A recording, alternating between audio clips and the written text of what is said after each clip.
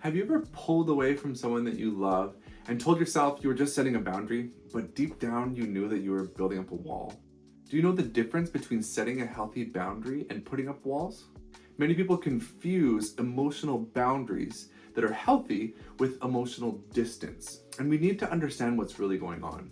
My name is David McCormick, doctor in psychology and executive coach. And with the Whole Life Audit, our goal is to bring light to these areas that are often hidden in these dynamics that have been present for so long that are really bringing us down instead of offering us the growth and connection that we really long for.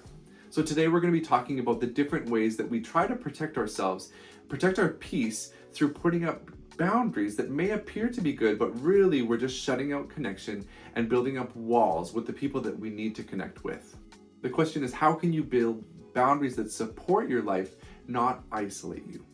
So to start, it's really important that we define what boundaries are, and boundaries are intentional guidelines that we put in place in our lives to protect our energy, our time, our relationships, and our peace.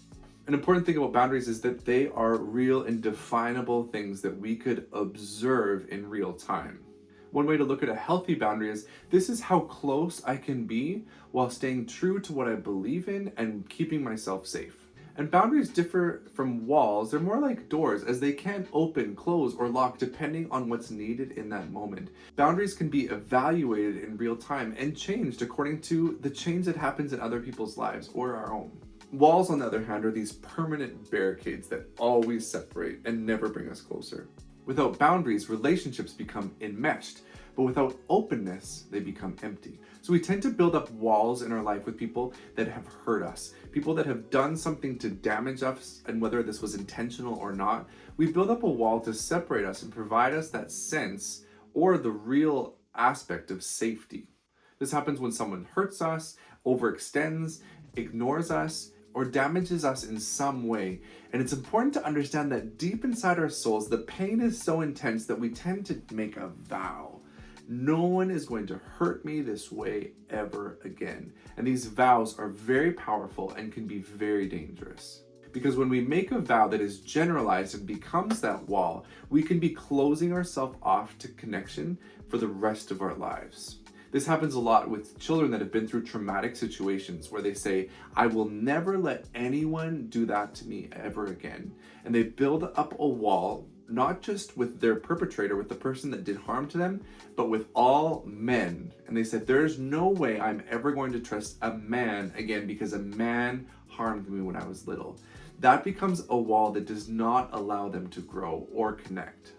They need to engage in healthy and respectful relationships in order to grow in connection in spite of what happened to them that was really unfair and hard.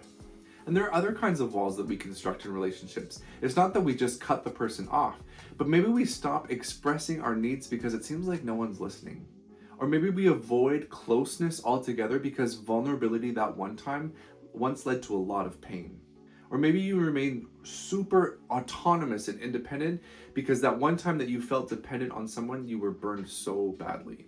This leads us to be hyper vigilant, where we're constantly analyzing the situations that we're in to a degree that's not healthy, where we're over analyzing things and keeping ourselves safe at the cost of the connection we could have with others. These walls can come from unresolved grief and protective attachment strategies. They keep out harm, but when they're used for too long, they can also keep out the healing that we need. And this is a sensitive area because there are moments and situations in our life where the right response is to put up a wall and keep that person out of our life for the foreseeable future. But that cannot be the way we are operating with all of our relationships and all of our interactions. Walls provide temporary safety, but long-term they create loneliness. An important way to understand this is that boundaries stem from self-respect, where we are respecting who we are, we understand who we are, we value who we are, and we're willing to make changes and take steps to protect that because we see its inherent worth. Where walls come from self-protection, the goal is different.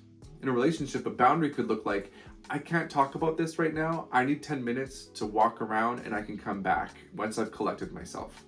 That's a boundary. Where a wall would be, I'm done, I'm shutting down, or not saying anything at all and just shutting down and letting the other person guess what's going on. And this even feels different on the inside of our body. In our nervous system, they're experienced in different ways. When we put up walls with people, that is an automatic reaction to keep ourselves safe by keeping others away. And this comes from fear. And fear is an incredible resource that we have in our brains and our bodies and our hearts to keep us safe from harm in the short term. But fear is a terrible companion in the long term. When fear is operating in our hearts, we're going to tend to build walls much more than we build healthy boundaries. So an important reflective question to ask is, when we're in these situations, is this action creating peace or just disconnection?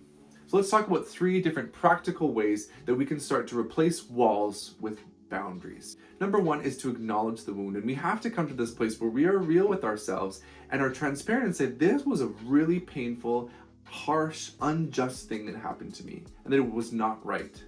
And while the goal should be forgiveness in that situation, where we can come to clear the debt that is owed us in that situation, it doesn't mean that we engage with that person in the same way. But it doesn't necessarily mean either that we put up a wall with them, but we can establish a boundary. When we don't recognize or acknowledge the wound, then the pain that we feel around that wound tends to inadvertently take control of our reactions and put up walls with people because there's this belief around pain that that is the only way to feel safe. Curiosity can lead us to good boundaries. Curiosity would say, okay, that was wrong and that was unfair, but what did I learn about myself? What did I learn about this world? What did I learn about God in this situation? What did I learn about that is useful, that I can use now in life to teach me, to inform me to be and act in a way that is safe in this world?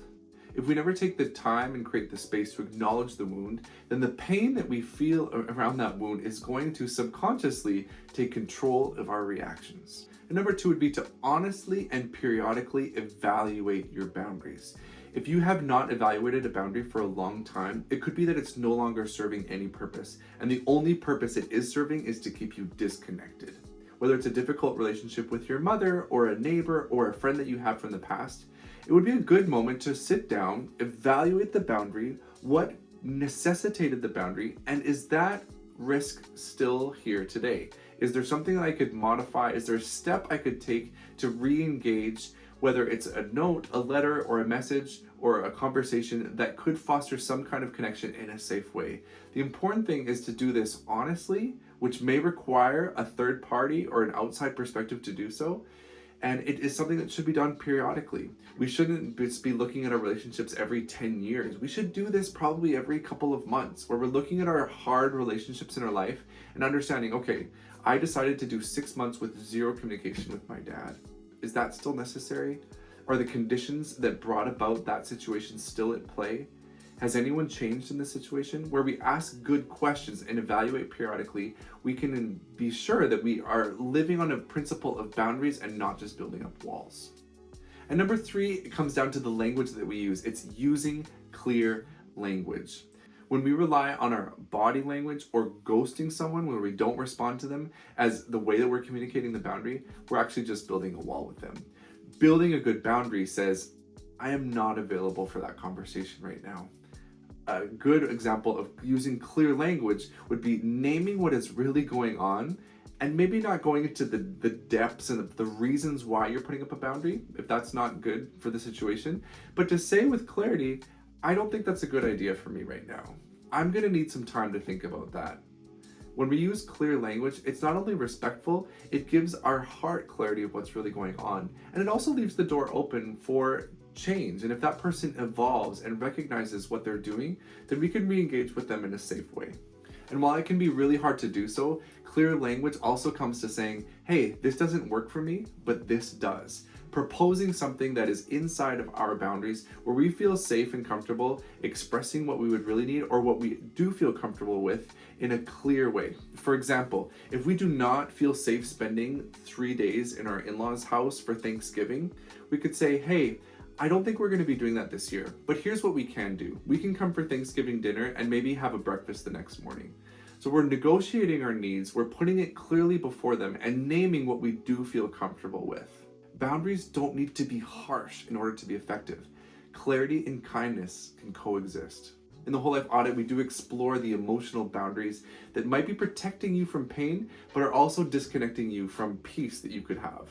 So if the situations that you've lived in your life have brought you to a place where you're living behind walls, it means you are trying to stay safe, and that deserves compassion, not criticism. So take these steps to evaluate the areas in your life where you may have built up walls that are providing a sense of feeling disconnected from everyone else. Maybe it's a sense of friendships in general, where friends have always let you down or left, and so you decided, I'm not going to have friends anymore. That is a wall that is maybe keeping you safe, apparently, but is keeping you completely disconnected from something that you really need, from an area of your life that would contribute to your overall health. And remember that boundaries protect your peace, while walls protect your pain. The healing journey is learning how to tell the difference. If this content was helpful for you, I'd encourage you to subscribe, share it with someone that you know, and take a step towards building healthy boundaries in your life without living behind the confines of walls. And if you want to learn more and get a different perspective in this, I would encourage you to check out the Whole Life Audit at McCormickConnect.com. It's an accessible way for you to find clarity in your life so that you can grow in ways that you didn't know were possible.